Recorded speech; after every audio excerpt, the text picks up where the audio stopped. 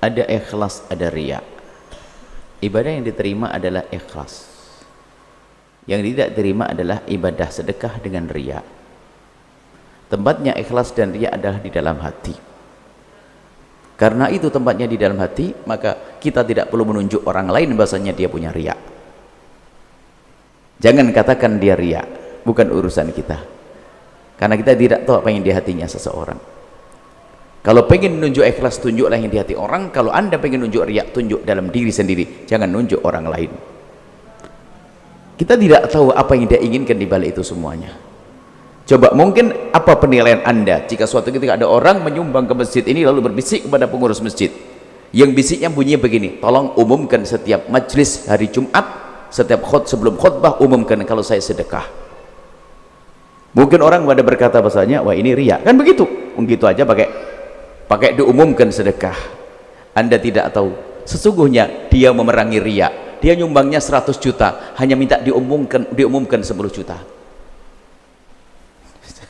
Dia nyumbangnya mas 100 juta, cuman minta diumumkan 10 juta. Dia ingin mengelabui setan 10 juta. Coba, kalau anda menyumbang 100 juta, salah ngumumkan 10 juta, protes anda, kok 10 juta? Kan itu.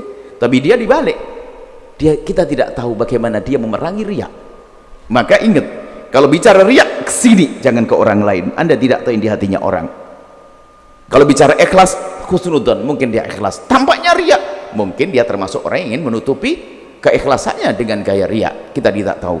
Kemudian, memang hadis Nabi disebutkan ibadah yang istimewa itu menjadi sebab dipadankan api adalah kalau sedekah itu sembunyi. Jadi seolah-olah kalau tangan kanan bersedekah, tangan kiri tidak tahu.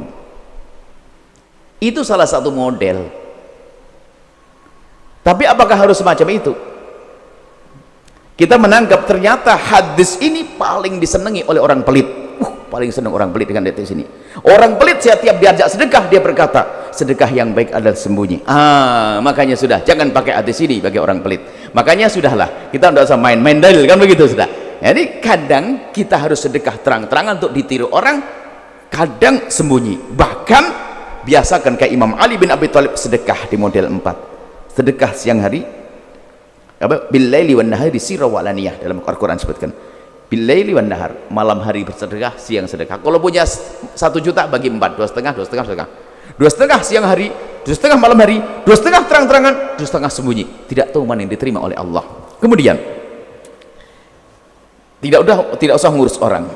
Kita pribadi, anda boleh bisa saja anda sedekah dengan disebarkan di TikTok, suka-suka. Tapi ingat, kalau anda memang betul ingin diterima, anda tutup.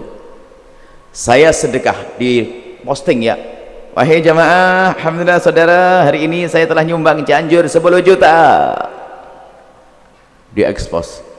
Tapi anda itu hanya ngecek setan 10 juta. Nih 100 juta sudah tak masukkan rekening sana. Kalau anda bisa begitu, boleh anda umumkan ke siapapun.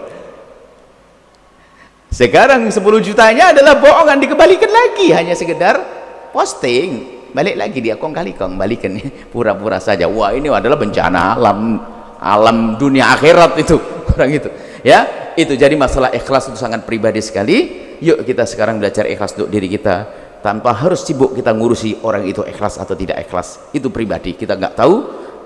Ketahuilah bahwasanya ikhlas di dalam hati.